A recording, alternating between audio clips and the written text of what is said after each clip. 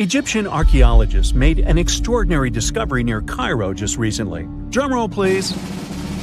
The most ancient and most complete mummy yet discovered in the country. Yes, they were keeping it under wraps. The 4,300-year-old mummy was found in a group of tombs close to the step pyramid of Djoser, dating back to the Egyptian Old Kingdom. It was covered in layers of gold. The team also found several other tombs, including one belonging to an ancient Egyptian official and another belonging to a secret keeper who had the power to perform special ceremonies.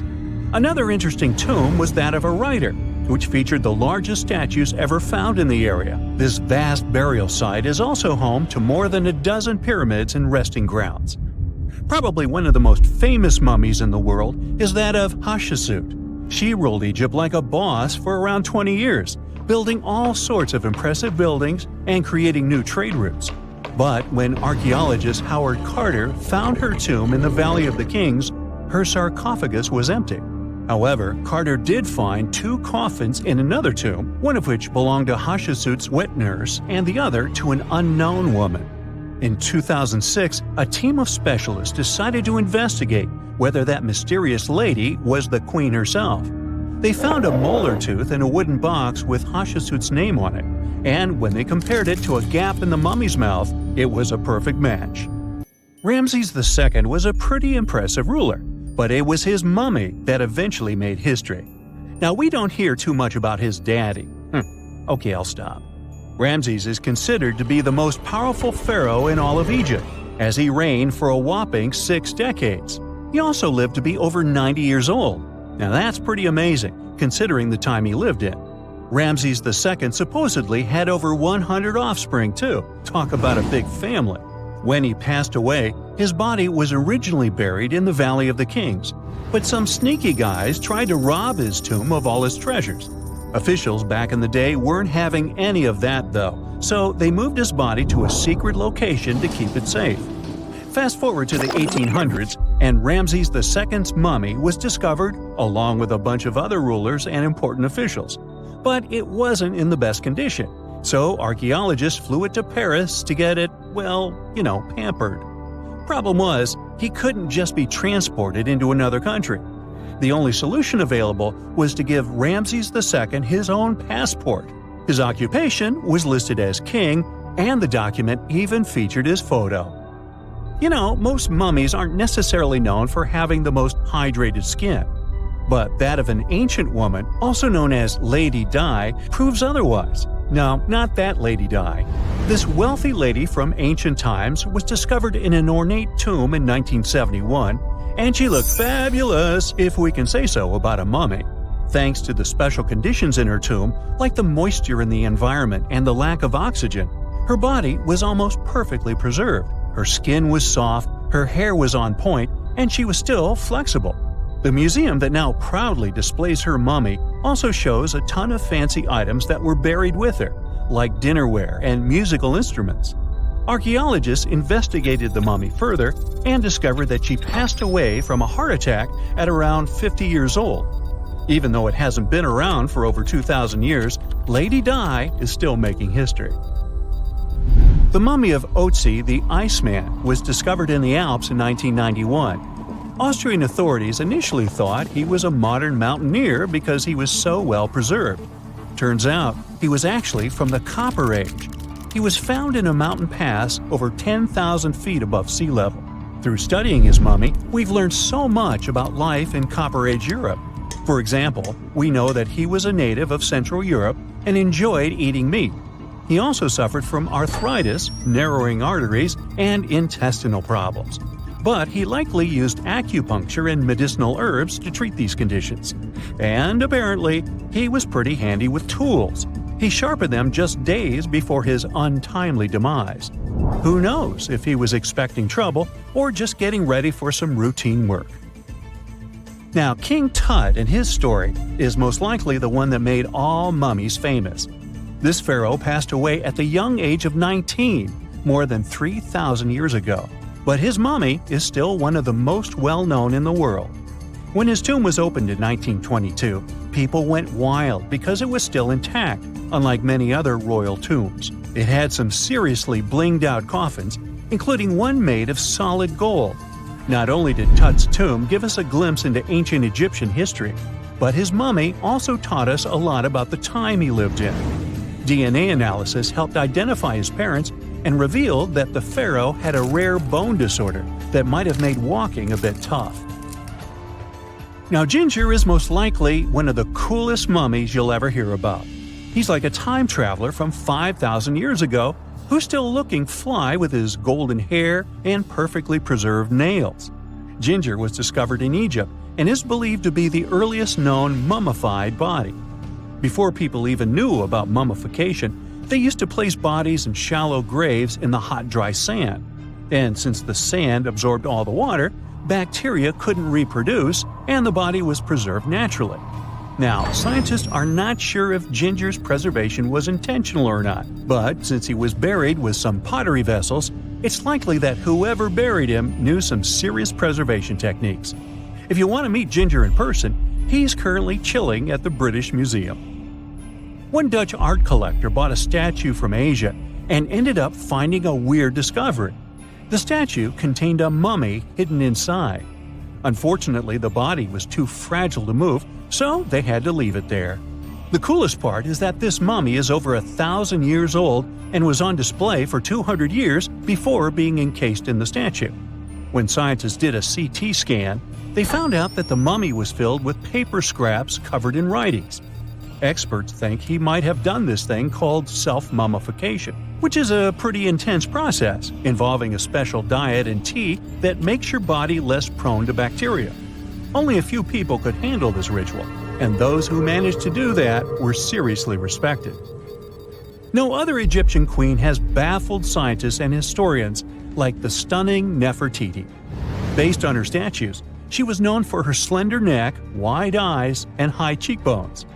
Her name translates to "the beautiful woman has come." Talk about living up to your name, huh? Even though she wasn't a pharaoh herself, Nefertiti still managed to leave a lasting impression.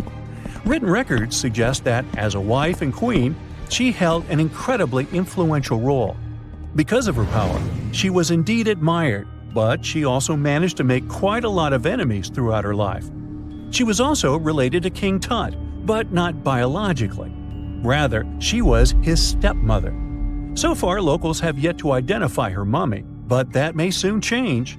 A local Egyptologist who has been busy excavating tombs in the Valley of the Kings has found two mummies that he believes could be Nefertiti and her daughter. According to specialists, we may soon finally get a definitive answer about the identity of these two mummies. And if one of them does turn out to be Nefertiti, we could be in for a real treat. DNA analysis and CT scans of the mummy could give us the most complete and accurate image of the queen that we've ever seen.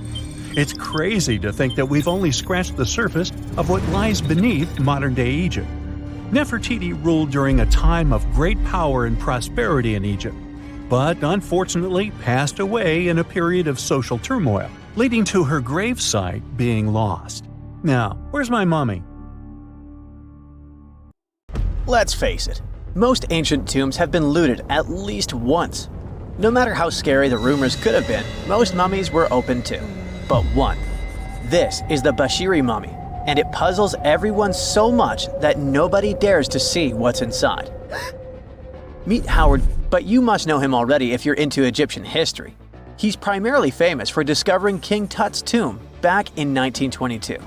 But few people know that before this revolutionary discovery, he had probably found another mummy. It happened in 1919, and it goes by several names, either the Bashiri mummy or the mummy of Bashiri, or the untouchable one. Some reports say that Howard stumbled upon the Bashiri mummy in Luxor's Valley of the Kings, just where he would later find Tut's tomb. Despite this find, not much is known about this particular mummy. The reason why it's still unharmed in any way is not because of some superstitions, but because nobody is sure that they can undo what they do if something goes wrong. The mummy is so intricately wrapped that researchers never unfurled it for fear of irreversible damage. The golden rule of anyone who works with antiquities: if you're not sure you can't make it better or preserve it unchanged, do not touch it. History knows many examples of ancient relics ruined beyond repair, say Ecce Homo, or smiling statue restoration. The delicate fabric that covers the mummy's face has this cool design that kind of looks like a pyramid. The researchers are not 100% sure, but this might be the only one of its kind with that embalming style. But without knowing the ancient technique, it's next to impossible not to ruin the mummy while unwrapping and wrapping it back. Back in the day, people, both experts and looters, would unwrap mummies for all sorts of reasons, mostly to study them. Luckily, these days, we have advanced tech that lets us check out what's inside a sarcophagus without having to unwrap anything. After taking a closer look at the Bashiri mummy, researchers figured out that it belonged to a man who was around 5.5 feet tall and lived during the Ptolemaic era, which makes this mummy roughly 2,300 years old. The Egypt Museum shared that the X-ray scan also uncovered an inscription of the guy's name, but it's a bit tricky to tell if it says Pacheri or Nenu, adding to the intrigue. The museum also pointed out that the fancy casing the mummy is in features all sorts of decorated scenes. You can see the mummy lying on a bed, flanked by deities Isis and Nephthys, along with the 4 sons of Horus. Plus, there are 2 images of the funerary god Anubis at the feet of the casing. By the way, Bashiri mummy is not the only one that has remained untouched. This is Isetemkebde, and Gaston Maspero, a French archaeologist, made the decision to leave her mummy untouched, wanting to keep her resting peacefully since she was in such amazing shape. He did mention, though, that her tomb had been raided long ago. Thanks to some X-ray work, we learned more about the mummy. The scans revealed a few artifacts still wrapped up with the wife of a high priest, including amulets around her neck, right arm, and forehead. The X-rays also showed she had some dental issues and arthritis in her knees. While she passed away as an older woman, it's tough to pinpoint her exact age. However, various sources from her son's reign indicate that she was held in high regard in the kingdom. Isetemkebde served as the sister wife of Penejam II. You got me right, they were related by blood and were siblings, but back then it was pretty common to get married this way to preserve the purity of the bloodline. Say that to Habsburg, duh. Their chase for purity only led to inbreeding and the notorious Habsburg's jaw. Right, I guess we should not judge ancient Egyptian rules and morals, but what we can say for sure is that both Bashiri and Isetemkebde were incredibly lucky to stay untouched. The odds were not in King Tut's favor, though. The researchers' work hit him hard. The tomb itself was discovered in 1922, but it wasn't until 1925 that the nested coffins were opened during an excavation. The outer coffin, held together with silver pins, opened up to show another coffin shaped like a mummy, decorated with colorful glass and flower garlands. There were worries about the king's mummy because it had been exposed to moisture. The middle coffin was pretty heavy and didn't have any handles, so they had to be super careful taking it out. Inside the innermost coffin, which was solid gold and wrapped in a red cloth, they found the royal mummy, and this all went down on October 28, 1925. Tutankhamun's mummy, measuring about 6.07 feet, fit snugly into the innermost coffin, which was 6.17 feet long. You can already tell there was a problem, right? Imagine how hard it is to extract something as fragile as an ancient dried-up mummy, especially when there's not much room for maneuver. Plus, the mummy looked sus. It was pitch black. Howard Carter, the lead archaeologist of the expedition, estimated that around 2 buckets worth of oils had been poured over the mummy. But care had been taken to avoid the mask and feet. It was made to preserve him better. The body was positioned at a slight angle in the coffin, and there was a noticeable difference in the amount of dark oils on the right and left sides, indicating that the coffin might have tilted while being lowered into the sarcophagus. This oil created moisture inside the coffins, and over time, it reacted chemically, which Carter described as a sort of slow, spontaneous combustion, leading to the carbonization of the linen wrappings. Unfortunately, the combination of heat and moisture took a toll on the mummy's trappings as well. The crooked flail fell apart, the resin scarab cracked, and the threads holding the hands and mummy's bands started to decay, making everything quite fragile. Plus, the oils hardened over the years, effectively gluing the mummy and mask to the coffin's bottom. To try and separate the mummy from the inner and middle coffins, they were placed in the sun for several hours, reaching temperatures of 149 degrees Fahrenheit. Despite this effort, the mummy remained stuck, so the initial examination had to be done right where it was. The first part of Tutankhamun's mummy the researchers checked out was his lower legs and feet, meaning they started the examination from the bottom up. As they peeled back the bandages, they uncovered the first of many treasures wrapped up with the king. They took their time to carefully document and photograph everything they found. The inner layers of bandages were in pretty bad shape, mostly turning to dust, making it tough to figure out how everything was originally wrapped. Still, the overall methods matched what was seen in other nobles' mummies from that time. Lots of folded linen pads were used to shape the torso and thighs. The outer and inner bandages were made from fine linen, while the middle layers were coarser. They had some intricate bandaging around the shoulders and chest with a similar style around the groin. Each limb, along with fingers and toes, which were fitted with gold caps, was wrapped separately. Tutankhamun even wore gold foil sandals on his feet. They hoped to separate the mummy from the coffin by removing the outer bandages, but the resins had stuck the body to the coffin. So, the researchers ended up chiseling it out. To do this, they had to cut the torso in half at the hips and disarticulate the arms to continue unwrapping. Each part was treated with hot paraffin wax for stability, and later the hands and feet were reattached with resin. Finally, they used hot knives to detach the head from the mask. To check the teeth, it was decided to make an incision around the jaw and neck, which was later fixed with resin. So technically, the scientists did all they could to preserve the mummy, but still, in a way, it ended up being damaged beyond repair. What do you think? Should they have left it in the coffin? Or did they do the right thing? Let us know in the comments. Archaeologists were looking for the long-lost tomb of Cleopatra when they found something that seemed too good to be real. Roughly 43 feet underground beneath a ruined Egyptian temple, there was a perfectly straight tunnel, carved through solid sandstone. The tunnel is over 4,200 feet long, and so precise that experts called it a geometric miracle.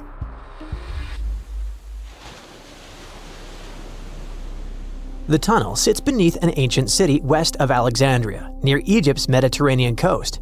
The team that found it carefully peeled back layers of stone and debris until they hit this passage, about 6.5 feet tall, cut cleanly into bedrock.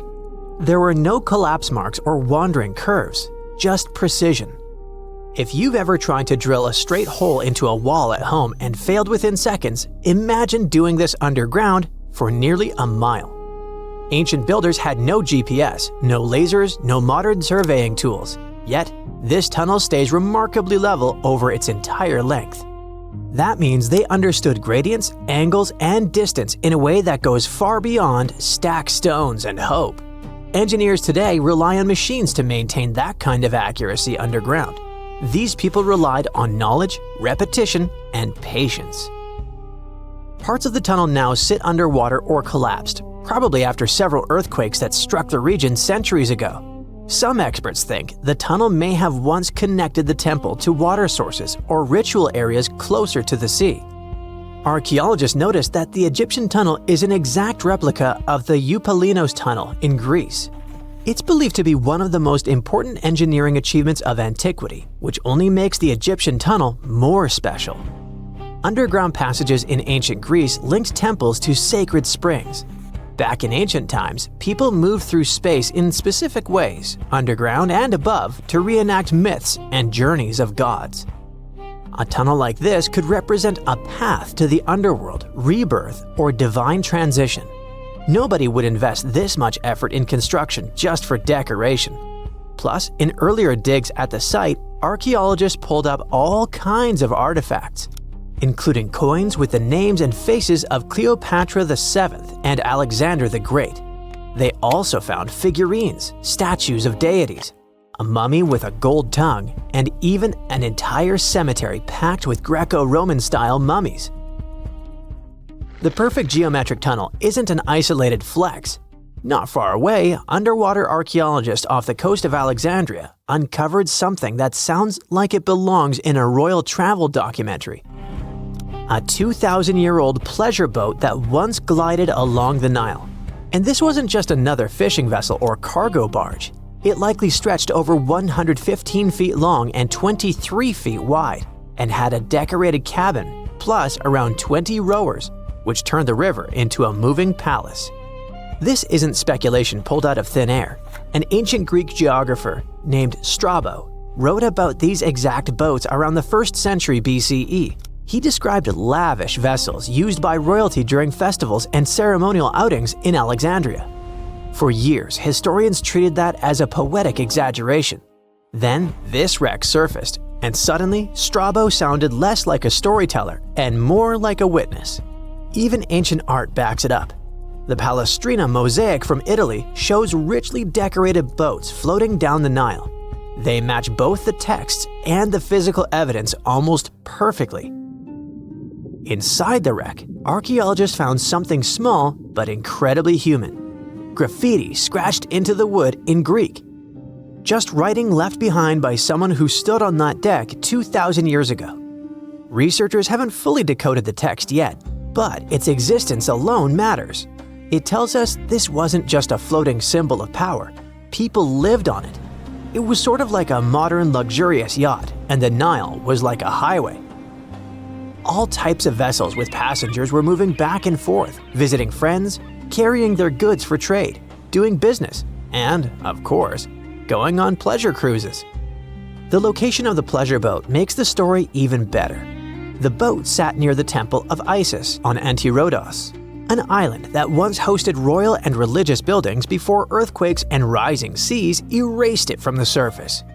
That temple collapsed around 50 CE, and researchers believe the boat may have sunk during the same disaster. Another recent find that has to do with life on the Nile is the lower part of the massive worship complex about 10 miles southwest of Cairo. It connects directly to an upper temple dedicated to Ra, the Egyptian deity of the sun. The newly excavated part is a 4,500-year-old valley temple. The upper temple sits on higher ground, and archaeologists excavated it years ago. The valley temple is closer to the Nile, and it's connected to the upper part by a causeway. A German Egyptologist actually started excavating part of the temple back in 1901, but the groundwater sat much higher then, and he had to stop. Now, the groundwater level is lower, and a modern team has managed to excavate about half of the Valley Temple since 2024. Once they got in, archaeologists uncovered the remains of a columned entrance portico. Then they found blocks carved with a calendar of religious events, almost like an ancient public schedule. The text includes feasts for Sokar, a falcon-headed deity linked to Memphis, which was a major capital during the Old Kingdom, plus the Festival of Min, a fertility deity, and even the Procession of Ra. The calendar blocks all showed up around the entrance portico area, which most definitely means that the outside facade of the temple displayed this long feast calendar publicly. That's why archaeologists think this might be one of the earliest examples of a true public calendar ever found. A literal event list for an entire community, built into the architecture. On top of that, the team found dozens of decorated blocks covered in inscriptions that named a pharaoh who ruled around 2420 to 2389 BCE and had the temple built. This temple shows how people moved through ancient Egypt. Because the upper temple handled the main worship, but the valley temple made the whole place accessible. It acted like the landing area for boats coming in, either directly from the Nile or more likely from one of its side channels. So instead of hiking across desert terrain, visitors could arrive by water, step onto the temple's landing stage, enter through the Valley Temple, then head up the causeway ramp toward the upper temple on the hill. After about a century of use, researchers found that the Valley Temple had been repurposed into a residential area. And the best part is what they found from that era: 2 wooden pieces used for playing Senet, an ancient board game. Senet shows up at other Egyptian sites too, including King Tutankhamun's tomb, but nobody fully agrees on the rules today. Some discoveries in Egypt create new mysteries instead of solving the old ones. Earlier in 2025, archaeologists announced the discovery of the first pharaoh's burial found in or near the Valley of Kings since King Tut's tomb in 1922. The newly found tomb of Thutmose II flooded almost immediately after burial. Ancient officials rushed in, removed the mummy and most of the grave goods, and hid them somewhere else. The weirdest part is that an alabaster ointment jar inside the tomb links the burial directly to Hatshepsut, Thutmose II's wife and half-sister. The inscription basically says she made this monument for him, which proves she arranged his burial. But it still doesn't explain why she placed him here and later chose the Valley of the Kings for herself. Now, archaeologists are studying a huge mound of rubble near the tomb, about 75 feet tall, and suspect it was built to hide something important. If a second tomb sits underneath, it could be complete and undisturbed. So, the deeper the archaeologists dig, the more ancient Egypt stops feeling like a gone civilization and starts feeling like a paused one. Looks like it didn't just survive time, it outsmarted it. And we're only just beginning to catch up. Hey, I bet you didn't know that trees used to grow in the middle of Egypt's barren, sun-roasted Sinai desert. It's true. If you can't picture it, I don't blame you. But archaeologists have recently stumbled upon a tree-lined boulevard. Yep, an actual green avenue, leading to a massive ancient fortress. No, this isn't some mirage or an overactive imagination, although I do have one. But it's turning our ideas of ancient Egyptian desert life upside down. Let's rewind a bit. The site in question is called Tel Abu Saifi, located in the northern part of the Sinai Peninsula. For a long time, it was known as a dusty archaeological footnote, the home of ruins from the Ptolemaic and Roman periods. You know, the era after Alexander the Great swaggered through Egypt and the Roman Empire called dibs. But recently, Egypt's Ministry of Tourism and Antiquities decided to give it a fresh dig. And what they found out turned to be more than just a forgotten outpost. We're talking about a full-on military fortress with defensive trenches, paved roads, lime kilns, barracks for soldiers, and even room for their families. A whole bunch of living quarters right in the middle of a desert doesn't feel very homey until you remember our star, the unexpected Green Avenue.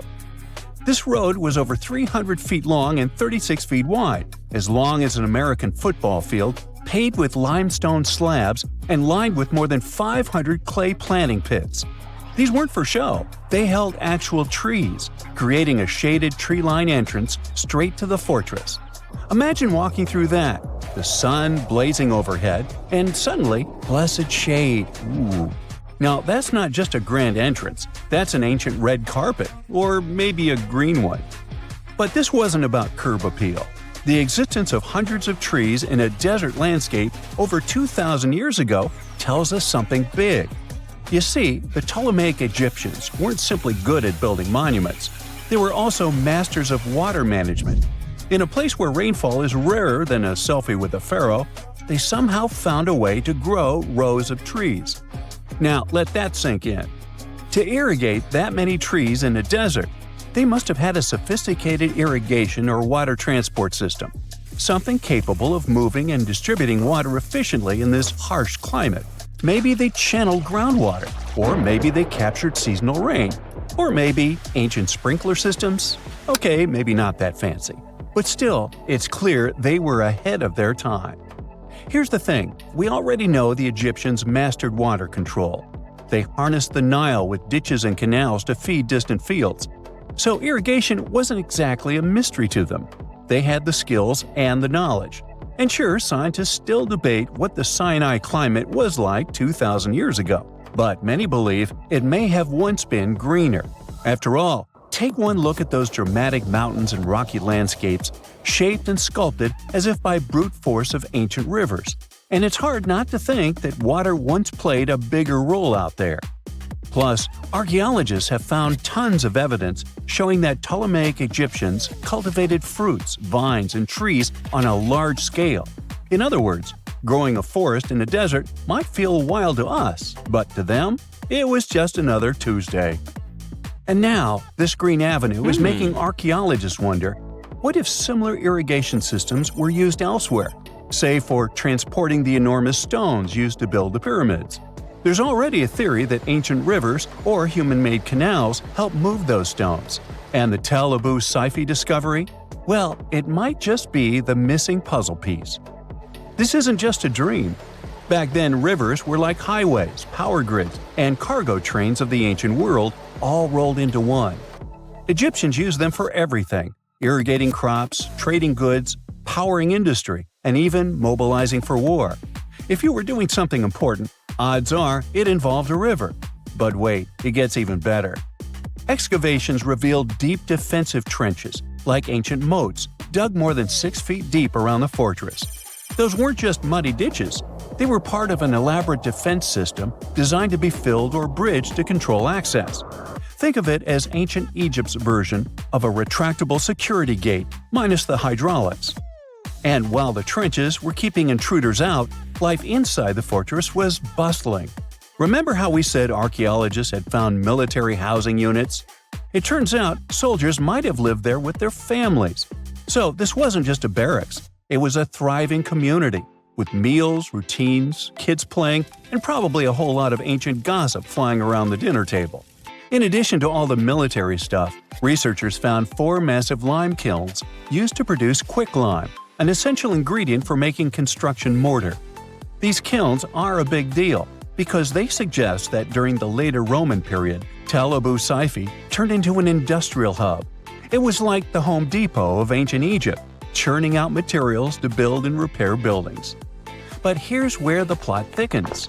Underneath all of this, beneath the roads, the trenches, the kilns, archaeologists found the corners of an even older structure, a mystery building. Could it be the remains of a third, much older fortress? Or an ancient cemetery or lost city? Nobody knows yet, but one thing's clear: this story isn't over. Honestly, this might be the coolest archaeological cliffhanger of the decade. So, what does this all mean? Well, for starters, it challenges everything we assumed about desert life in ancient Egypt. For the longest time, deserts were thought of as natural barriers, dry, deadly, and empty. But this find suggests that the desert might have once been green and full of life, not because the climate was dramatically different, but because the Egyptians were incredibly good at bending the environment to their will. They didn't just survive in the desert, they transformed it. It also adds fuel to the fire in the age-old debate about ancient Egyptian tech. If they could build a fortress with tree-lined roads, moats, irrigation, and industry in the middle of the Sinai, is it really such a stretch to imagine they could engineer water channels to move pyramid stones? Forget the Ancient Aliens TV show. Sure, it's entertaining, I'll give you that, but it makes us forget something crucial. Those people were brilliant. A lot of what we call modern technology is recycled ancient ingenuity. And who knows how much knowledge we've lost over time. Meanwhile, the dig continues. Scientists are now mapping the entire Tel Abydos Saifi site, trying to piece together how all the structures connect. Some want to analyze soil samples to find traces of old tree roots and maybe even figure out what kinds of trees once grew there. Imagine if they were date palms. We might be looking at the world's oldest snack lane. You already know that the implications of the discoveries don't stop with history books, right? This kind of discovery has modern relevance too. Our world is going through a lot of change, with crazy weather and huge heat waves. So maybe we should be asking, what can we learn from ancient civilizations that once made the desert bloom?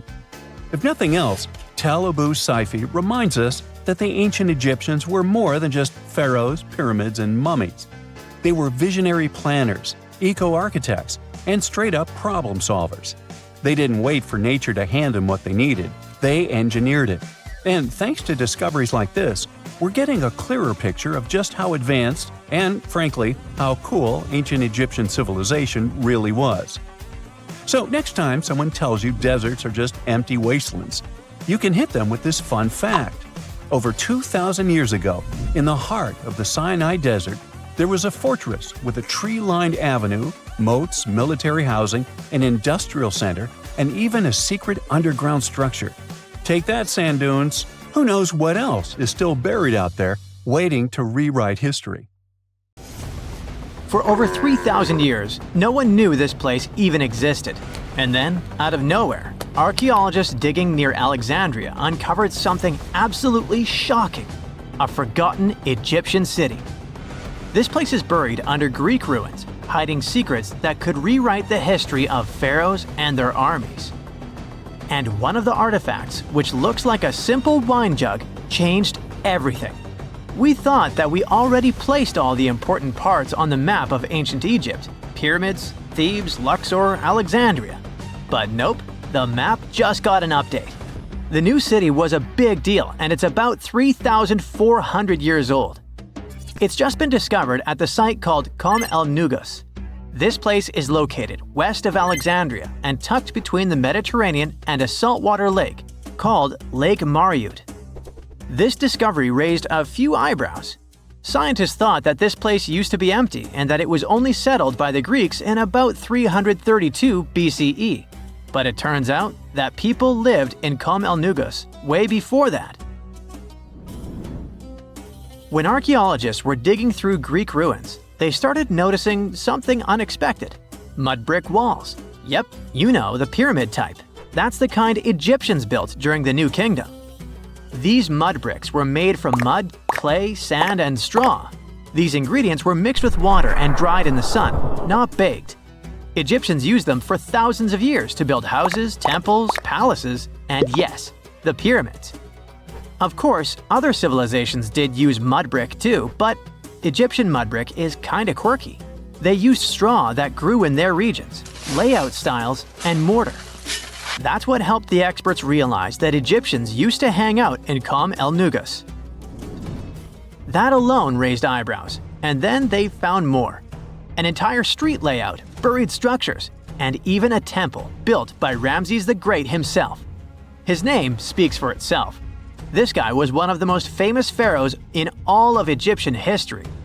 He ruled ancient Egypt for 60 years, fought huge battles, and just loved building tons of stuff like that temple.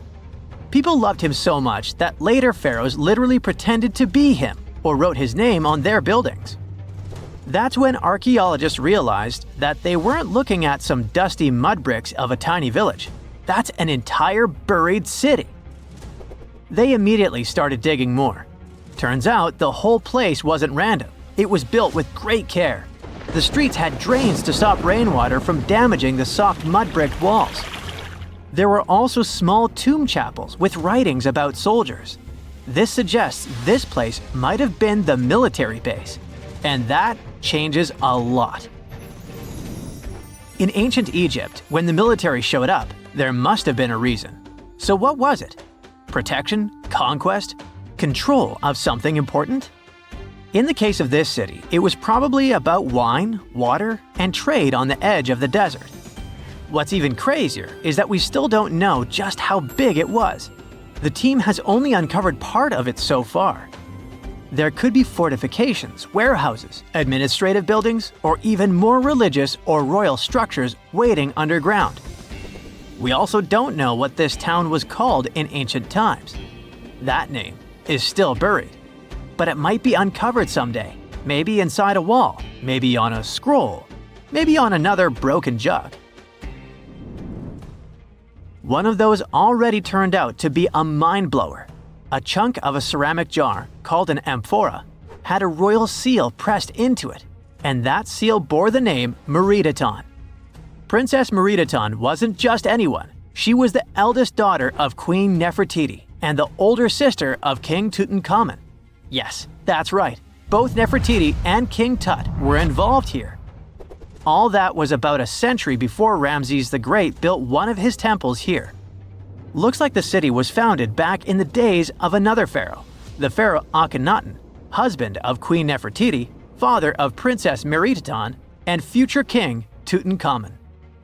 That guy, Akhenaten, was a bit of a wild card. He was the type who really gets weird about one of his interests. He tried to completely change Egypt's religion, forcing everyone to worship the sun disk called Aten instead of the usual deities. He basically told all Egypt that all their mythology was wrong, and from now on, there will be no more Osiris, no more Thoth or Set. Just raw sunlight only, people. That's known in history as the Amarna period. And he went all in, changed his name, built an entirely new capital city called Amarna in the middle of the desert, redesigned temples, rewrote hymns, and even banned traditional religious imagery. Even the art got wild at the time. People started getting elongated heads, belly rolls, and all that humanity and vulnerability carved into stone. It was deliberately weird. He wanted to show the family not as perfect gods, but as human vessels of divine light. Everyone had to awkwardly smile and play along because he was the pharaoh after all.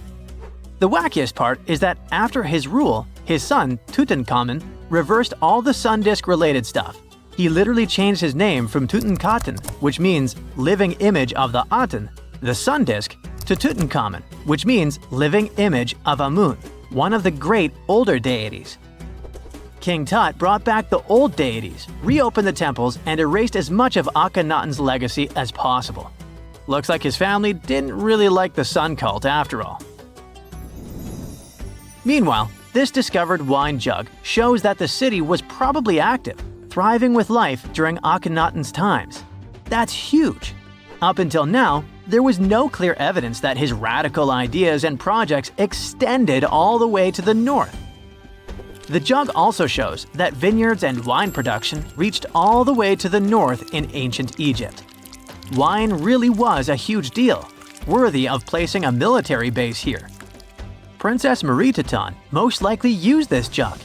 Just like with her brother, she was born into the sun and named after it. Her name, also spelled Merytaten, meant beloved of the Aten. As the eldest daughter of Pharaoh and his queen, born right into the middle of radical religious changes, she was raised to perform the future queen's duties. From her earliest years, she walked in temples alongside her mother Nefertiti, shaking the sistrum in solemn rituals. She was there when Akhenaten established his capital city, Amarna. He clearly loved his family. Merytaten's face was etched into its stone walls more than anyone else. In every temple, in every sacred scene, her figure appears, revered. Things get foggy in history after her father passed away. The throne wobbled. King Tut was very young, only 9 years old when he had to take new duties. Merytaten seemed to have been a brief step between her father and her younger brother. She married someone called Smenkhkare. History isn't even sure who that mysterious man was. Could have been a puppet, a phantom king in a crumbling dynasty. May have even been her brother. Whatever the truth was, these two took power and ruled together for a while. Merytaten got the title of the Great Royal Wife, a title of immense power. But Smenkhkare was a very short-lived ruler. He passed away just in about a year. There are some speculations among historians that Merytaten was the actual ruler, the informal female pharaoh, because her brother was too young. Some theories say that she raised Tutankhamun and became a sort of queen regent, mentoring the child who would be used to restore the old order. But all this is unconfirmed. It's very hard for historians to find information about that time because the Amarna period was later condemned. The successors wanted to wipe away Akhenaten's heresy and everything attached to it. This included Merytaten. So even if she ruled, even if she mothered Tut, they tried to bury her in the sands of history. In any case, perhaps this new uncovered city will tell us more about the mysteries of the Amarna period, one of the most chaotic periods of ancient Egypt. Not many civilizations are as mysterious as ancient Egypt, a powerful empire that lasted over 3,000 years. It gave us pyramids that still stand and myths that still inspire. It's one of the most explored places on Earth, yet somehow, we still find exciting stuff. In Abydos, archaeologists just uncovered a 3,600-year-old royal tomb. It's huge. It has golden hieroglyphs of deities covering the entrance. But the pharaoh's name? It's not there. It's missing.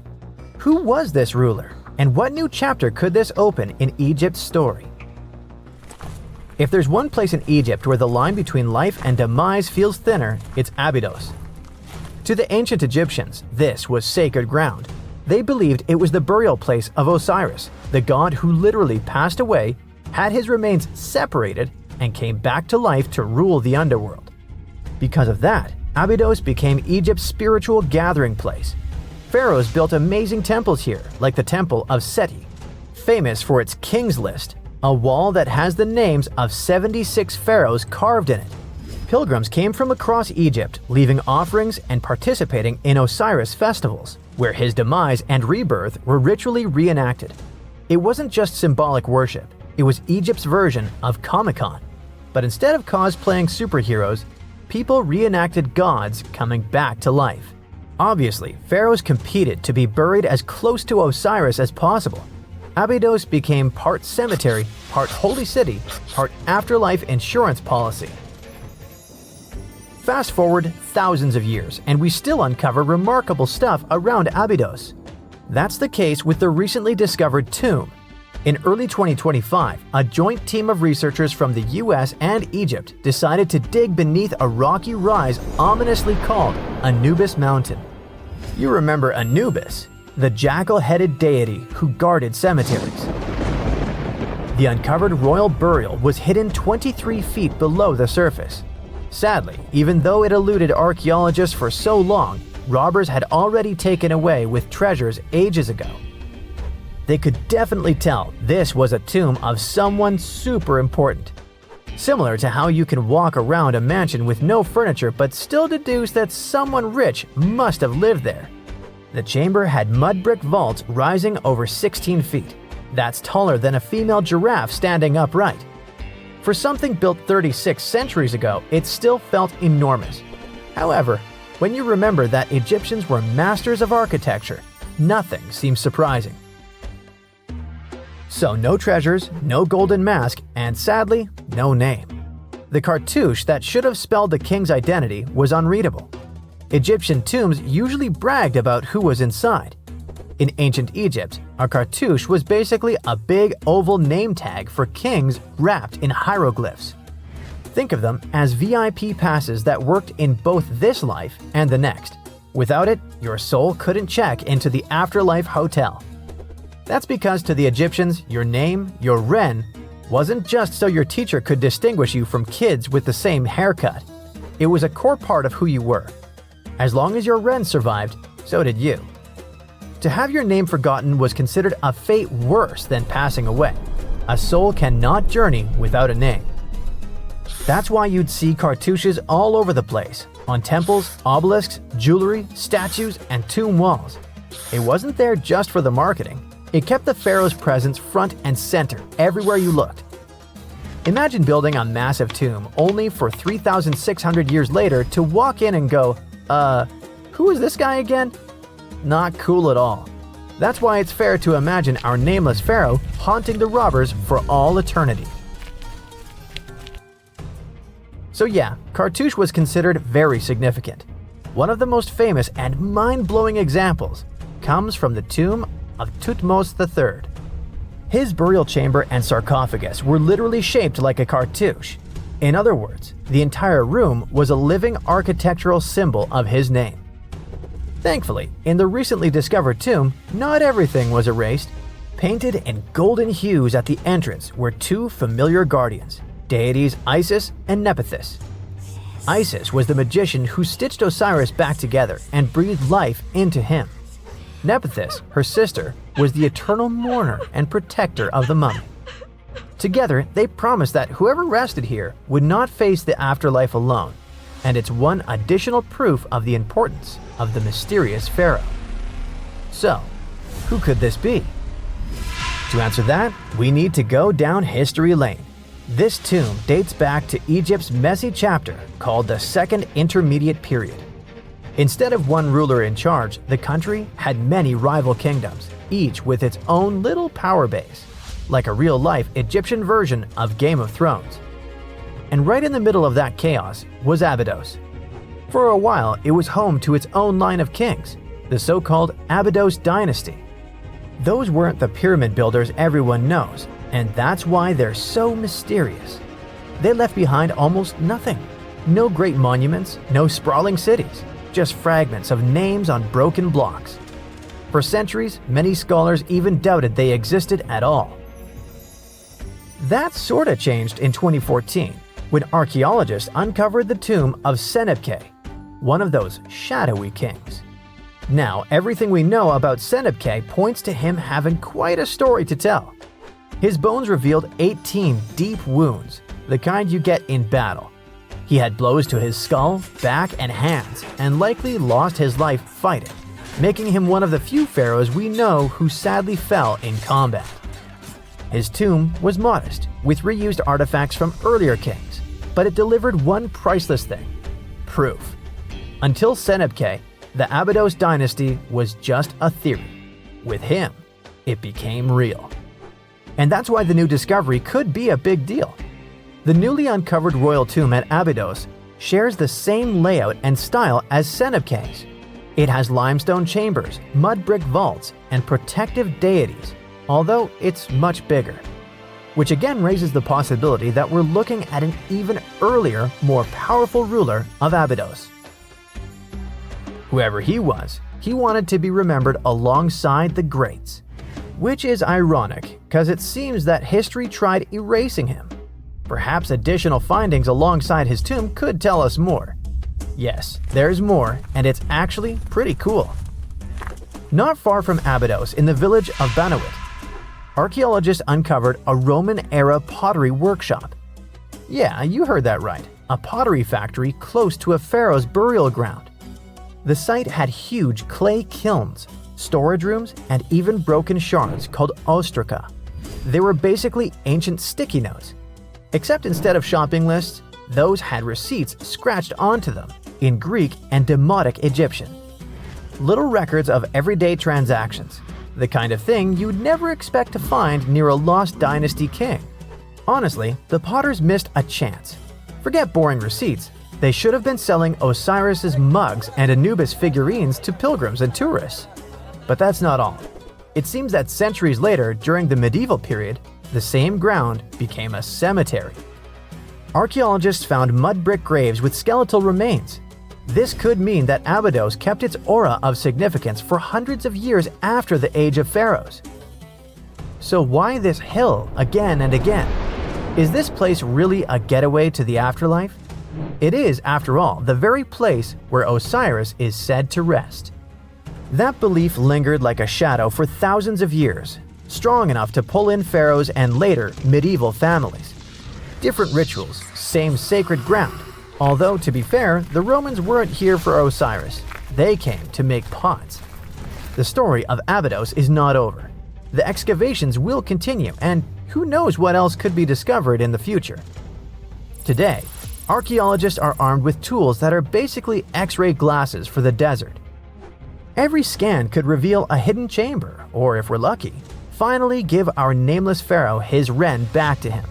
In fact, I became strangely invested in finding out who he was. So let's hope for some news soon. It's only a matter of time. Do you have your own theories? Let me know. This coffin seems to defy logic. No visible openings, no way in or out, and yet, inside lies Lady Chanet Ah, a mysterious woman from ancient Egypt, perfectly preserved even after 3,000 years. How did she get there? It was the third intermediate period in Egypt, a time between great dynasties. Pharaohs wore the blue crowns. Priests in Thebes were almost as powerful as kings. Markets were filled with the cries of merchants selling dates, papyrus, and precious perfumes. Lady Chanet Ah was in her late 30s or early 40s, old age by Egyptian standards of that time. Like other Egyptians at the time, she ate meals of bread, lentils, and fish. By that age, her teeth were already badly worn down, yellowish with enamel eroded, because food in ancient Egypt often had grains of sand in it. But she wasn't just a regular woman. When she passed away for unknown reasons, her burial was lavish. Locals wrapped her body in expensive linen and adorned with artificial eyes to replace her real ones that would help her see in the afterlife. And that's exactly how we found her 3,000 years later, in a beautifully decorated sarcophagus. It was made of cartonnage, which is kind of like paper mache, made by layering linen and papyrus with adhesive. These coffins were wildly strong, lasting for thousands of years, all thanks to Egypt's super dry climate. But most importantly, Egyptians only used it for the elite. So she was someone very important to the locals, though we might never know why. But there was only one huge problem with her mummy. How did they even put her in the coffin? No matter how much researchers looked, there were simply no entry points. The only visible gap was a tiny slit near her feet. But that's not nearly large enough to place her entire body inside. This mystery puzzled them for decades, until they finally learned the truth only recently. They studied those mummies at the Field Museum in Chicago using new technology, CT scans. It's basically like taking thousands of X-rays and piecing them together to create detailed 3D images. That's how we can learn more about the bodies without disturbing them. And it turns out the ancient Egyptians were unbelievably clever. They didn't construct the cartonnage around Chanet Ah's body, which would be a common and easy thing to do. Instead, embalmers created the coffin first. Then, they softened this coffin with moisture to make it flexible. After that, they carefully molded it around her wrapped body. They did cut a slit along the back of the coffin to do that, but then they laced it up like a corset, so it seemed like there were no openings. Finally, they secured a wooden panel at her feet to keep everything in place. That's where the tiny slit came from. Usually, the insides were removed and put in jars, symbolically guarded by the 4 sons of Horus. Egyptians believed that the deceased would need all that stuff once they got into the afterlife. They also thought it would help preserve the body for ages, which, as we can see, worked amazingly well. Thanks to their beliefs, we now have mummies as time capsules. Each son of Horus was supposed to protect each of the specific body parts. The human-headed Imseti for the liver, the baboon-headed Hapi for the lungs, the jackal-headed Dalmutef for the stomach, and the falcon-headed Kebis Senuv for the intestines. It's crazy how much effort the embalmers put into their job, especially in Lady Chanet Ah. They wanted to make sure her body remains untouched and the sarcophagus would be perfect for her. You can't help but wonder, who was she if she mattered so much? The ancient Egyptians literally viewed the afterlife as modern retirement planning. You're not just passing away, you gotta prepare yourself for it. Prepare the body, eyes to see, and so on. And the richer or more important you were, the better your afterlife would be. But Chanet Ah wasn't the only fascinating mummy they studied. They also decided to scan Harwa, an Egyptian man who lived around the same time. Judging by the mummy, he also had a high social status. His mummy revealed no signs of hard labor, and his teeth were well kept, which means he enjoyed some high-quality food without tons of sand in it. Some fellas got lucky both in life and after it. But there were many mysterious mummies throughout history. One of them is Chin Tsun, also known as Lady Di. The story of her began in 1968. Some workers near Changsha, China, were digging an air raid shelter for a hospital. But suddenly, they accidentally uncovered an ancient burial site. They came down there and stumbled upon something incredible. 3 tombs belonging to a noblewoman, her husband, and a young man believed to be their son. She was a noblewoman from ancient China, and she had a fascinating backstory. She lived over 2,000 years ago during the Western Han Dynasty. She was married to Li Kang, a guy who served as chancellor to the Changsha Kingdom, a high-ranking official. At first, it looks like Lady Di lived a life of luxury and privilege. She had private musicians to play at her parties, and for her personal enjoyment. She probably played the guqin, an instrument that back in the day people associated with intellect and elegance. And she certainly ate like an empress. Fine meats, delicacies, and all things like that. Even her wardrobe was full of some exquisite silk, not even mentioning the tons of cosmetics. But all this wealth came at a cost. The more she aged, the worse her health became. She got a full pack: a heart condition, diabetes, high pressure, and liver issues. It also looks like her back was driving her crazy, probably making it hard for her to even move. Finally, as a cherry on top, she developed gallstones. All this packed together eventually led to a heart attack that took her life around the age of 50. There was one haunting detail. Scientists found over 130 melon seeds in her stomach and intestines. Most likely, she ate watermelon just hours before she passed away, which means it was probably during summer when the fruit was ripe. She enjoyed a sweet, simple treat before her life was cut short. The excavation began in 1972, and this wasn't easy at all. Over 1,500 local students had to help. And Lady Di was the most mysterious one.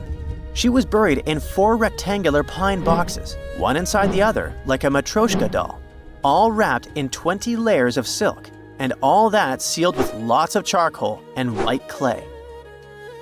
The coffins were painted beautifully as well, adorned with protective deities, mythical animals, and clouds which symbolized the heavens. There were drawings of divine creatures and Mount Kunlun.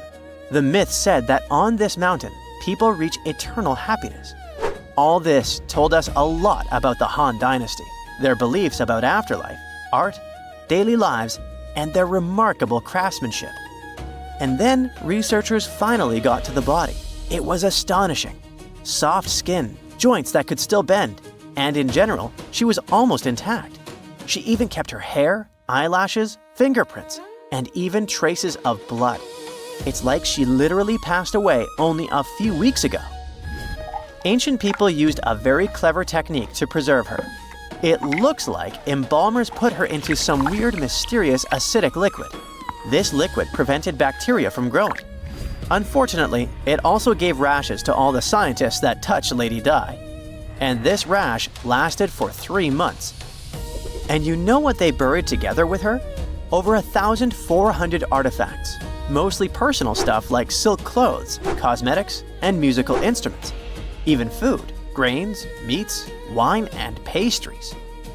There were also 162 carved wooden figurines of various servants and musicians.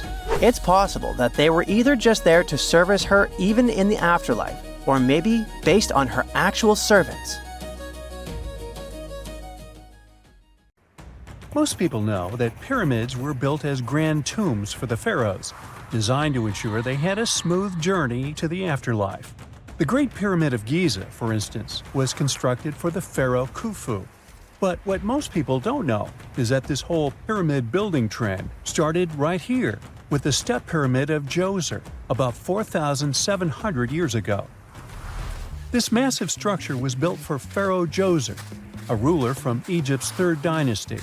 It rises 7 layers high above the ground and stands about 200 feet tall.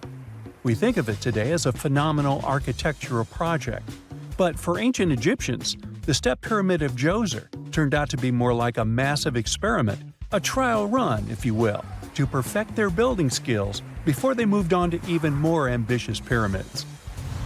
Reaching new heights is super exciting, but the real mystery is what is going on below the ground. In this pyramid's underground labyrinth, there is a network of tunnels stretching about 3.5 miles long, and some researchers believe these tunnels might have been part of a sophisticated water system that could completely change what we think about pyramid construction. Let's talk about this massive complex located in Saqqara. Surrounding the pyramid, there's what's known as a dry moat, a continuous trench that is up to 164 feet wide and almost 2 miles long. It forms a sort of rectangular shape around the pyramid. This trench has an average depth of about 65 feet. Now, if you were to add up all the earth and rock they dug out to create this moat, it would be about 10 times the volume of the step pyramid itself. For the longest time, People just assumed this trench was nothing more than a huge quarry, a place where they dug up stone and clay to build the step pyramid. Makes sense, right? But when you take a closer look, it doesn't add up. The trench is too narrow and deep to be practical for mining, and its layout doesn't match anything we know about ancient Egyptian quarrying methods. Plus, some sections of the trench are actually covered with a rocky ceiling, which would have made it nearly impossible to use as a quarry. Another theory suggests that the dry moat had some kind of spiritual significance. Maybe it was a sacred place, where souls of nobles gathered to serve the late king in the afterlife. There are even niches in the walls that work as a hint at this spiritual function. But most researchers believe that this purpose likely developed much later, long after the complex was built for Djoser. So what was the moat really designed for? In 2020, a researcher came up with a pretty intriguing idea. It is possible that this trench was actually designed to collect and manage water, especially after heavy rainfalls. Now, that makes sense when you consider the location. The moat sits in an area that could easily have been flooded by runoff water from nearby plains. This could also explain why the trench wasn't used for new graves until much later when the climate became drier and less prone to flooding. The story becomes even more intriguing, as this trench appears to be part of a larger, more complex hydraulic system within the Djoser complex. It is like the trench has several compartments, carefully carved out of the rock and connected by tunnels. These compartments likely served as a part of a water treatment system, where water would flow from one compartment to the next, getting cleaner as it moved along. Now, here is where things start to tie into the pyramid itself. The Djoser complex has a series of underground shafts, and some researchers think that water from the moat's deep trench might have been used to power a hydraulic lift system, and this giant water-powered elevator could have been used to raise the heavy stones needed to build the pyramid. It worked like a volcano, but instead of lava, water did the heavy lifting. Imagine a big deep hole in the ground at the center of the pyramid site. Inside this hole, there was a huge wooden platform, kind of like a giant raft that could move up and down. When the workers wanted to lift a heavy stone, they would fill the hole with water. As the water rose, the wooden platform started to float up, carrying the stone with it, almost like a giant water-powered elevator. When the stone reached the right height, the workers slid it off the platform and onto the pyramid. The idea is that water from the deep trench, after being cleaned and filtered, would flow into these shafts. A massive float, possibly made of wood, would then rise as the water filled the shaft, lifting the stones up to where they were needed for construction. Once the stone was in place, they'd let the water out, lowering the platform back down to the bottom, ready to lift the next stone. This fancy hydraulic lift system could have been a game changer, making the whole building process a lot faster and more efficient without using a lot of workforce. It is like the ancient Egyptians were already embracing the whole idea of work smarter, not harder. But of course, not everyone is on board with this theory. Some experts argue that the area where the step pyramid of Djoser was built couldn't have held enough water from occasional rains to maintain such a fancy hydraulic system. The main theory suggests that, in the past, there might have been some kind of lake nearby that would have filled up after a period of rain, and this lake could have supplied water to the complex's hydraulic system. But there is no mention of such a lake in any ancient Egyptian writings, so it might be more of a what-if situation than a reality. And then there's the issue of the hard work itself. Remember when I said this method could have allowed the ancient builders to raise stones with far less effort? Well, that might not be entirely true. According to some experts, just building this hydraulic device would have required a lot more heavy work than simply moving the stone blocks using good old-fashioned manpower. And let's not forget, the step pyramid of Djoser is like a baby pyramid compared to those that came later. The stones used for Djoser's pyramid weighed, on average, about 660 pounds each, which is nothing compared to the more than 2.5-ton blocks used later for the pyramid of Chephren. If this cool water lift theory gets completely ruled out, we still need to explain how this pyramid was built in the first place. To answer that, we need to rewind a bit and talk about the original plans. See, before Djoser's tomb became a pyramid, the idea was to construct a simple mastaba. This type of tomb was pretty common in earlier periods, a flat-roofed, rectangular structure with sloping sides. But after the original mastaba was finished, they decided to expand it a bit by adding more layers on top. And then they added even more layers, until the construction reached 6 distinctive steps, each one smaller than the previous. And they probably did all this by raising those heavy stones using ramps, not a water-powered elevator. There is still so much we don't know about the step pyramid of Djoser. More research is definitely needed to fully understand how this system worked, or if it even existed at all. But the idea of using water to help build the pyramid adds a whole new layer to our understanding of ancient Egyptian engineering. It's a powerful reminder of just how clever and resourceful those builders were, using the natural landscape and the power of water to create one of the most iconic monuments in history. A gruesome discovery took place in Egypt some years ago. You want to hear about it? 16 human hands, carefully buried in 4 eerie pits. They didn't look too much like human hands at first, since they were abnormally large, but they were. Weirdly, there were only right hands. No left hands were in sight. It turned out that it points to the practice of an ancient dark ritual. Old Egyptian art and tales talked of a ceremony where warriors would present the right hand of their adversaries as proof of victory and ask for gold in return. Egyptians believed in the afterlife, so cutting off someone's hand meant you cut off their power eternally. Guaranteeing this type of defeat was interesting to the winning party. Here, the fight was between Egyptians versus Hyksos, who lived in what was once known as Canaan. Egypt has always been the center of some history-changing findings, and some time ago, this papyrus was found. If we stretched it open, it would be just a tad bigger than the height of a skyscraper. The world's tiniest skyscraper, which is located in Wichita Falls, Texas. When humans didn't write on their notes app, they wrote on this thing, made from the medulla of a papyrus plant. Around 2,000 years ago, ancient Egyptians wrote something reminiscent of a book where they describe most of their funerary traditions and their visions of the afterlife. It's considered one of the most important texts from ancient Egypt and is still sold in bookstores to this day. This ancient manuscript was unearthed from a chamber located just south of the Pyramid of Djoser, located in Saqqara. Oh yes, Djoser is the oldest pyramid in Egypt and not the Giza pyramids like most people think. So recently, the site of Saqqara buzzed with excited archaeologists who probably found one of Egypt's oldest complete mummies. They believe that this beautiful and well-preserved mummy was that of a wealthy man. He was discovered in a deep shaft, covered in layers of gold leaves.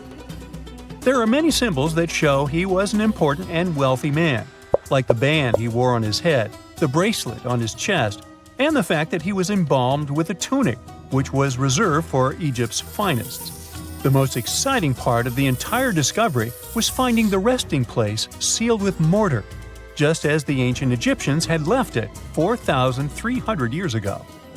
Now this may sound weird, but back in 2008, archaeologists discovered a missing pyramid. Now it went missing because it deteriorated over the span of 4,000 years. Today, you can only see its base. It was a pretty important site back in ancient times. It is said that around the area of the pyramid, the ancients hosted a special type of ceremony where high priests would carry mummified remains of sacred bulls. Now here's a fun fact.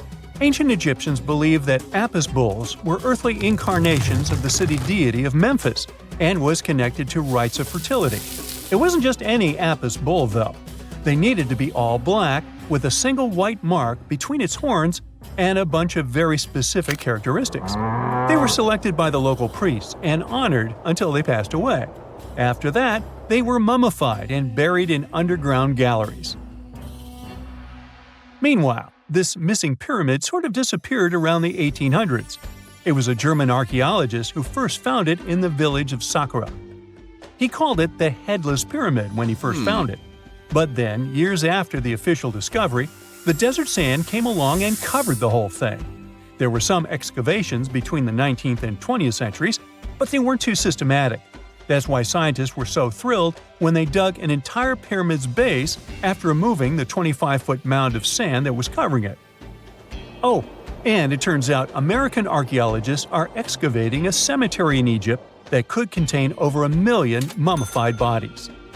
So far, archaeologists have dug around 1,700 mummies. One of the main differences from other classic Egyptian mummies is that these people weren't kings and pharaohs.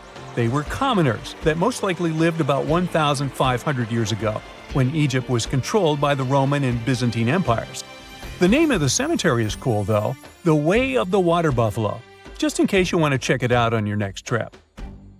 Other than bulls and buffaloes, ancient Egyptians also liked baboons. Are you seeing a pattern here? In the beginning of the 20th century, archaeologists discovered a site filled with mummified baboons in a place called, guess what? The Valley of Monkeys. An animal wouldn't have been mummified if it wasn't considered important. Certain animals were more important than others, since they were linked to specific deities.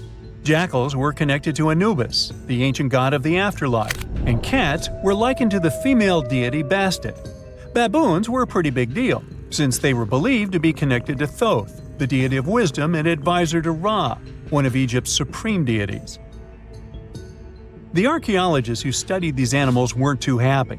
They think these baboons were kept inside and were deprived of sunlight for most of their lives. They had extreme vitamin D deficiencies and they were poorly fed. Maybe Thoth got angry with these baboon keepers. Just a guess. Since there's never a boring day for archaeologists in Egypt, they also found human mummies with golden tongues. Since Egyptians were all about the afterlife, they believed that golden tongues might help a person speak once they pass to the other side. I mean, it's a long shot, but hey, why not? Some of these mummies were placed in wooden coffins with goods, such as necklaces, pottery, golden artifacts in the shape of lotus flowers and scarab beetles, and iPhones. Just kidding. A new temple was also unearthed recently in Egypt. Scientists believe it was dedicated to honor Zeus Cassios. That deity would be a cross between Zeus, the almighty Greek deity of the sky, and Mount Cassios. While digging around the Sinai Peninsula in Egypt, archaeologists spotted 2 pink granite columns poking out of the ground, and bingo. They believe these columns represented the temple's front gate and collapsed during an earthquake many years ago. And speaking of deities, there weren't only super serious deities. Recently, scientists unearthed a golden ring in a city south of Cairo. No, Frodo, it's not magical. It was a normal gold ring, but it had the depiction of the deity of fun, officially named Bes. This deity is often described in sacred texts as a happy chubby dwarf. Today, many tattoos we get are sorta deprived of any sense and are made of aesthetic purposes only. In ancient Egypt, though, women would get tattoos as a token of protection for childbirth. That's what scientists think, at least.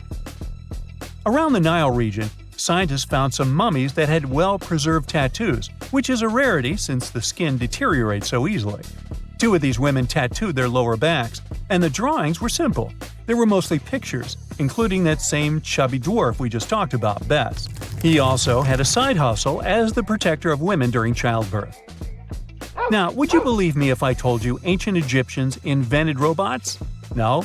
Well, that's because that's not entirely true. Sure, they were astronomers, mathematicians, and engineers, and somehow they also squeezed an eccentric invention into that package. An automated deity some scientists called Hathor. This wooden statue had been in the Metropolitan Museum of Art for years before someone noticed its secret. With the help of an X-ray machine, specialists discovered a mechanical operating system inside it. The pulley-like axis goes from the statue's shoulder to her left leg. When the system rotates, the statue raises and lowers her hand. Hey, pick me! I got my hand up here.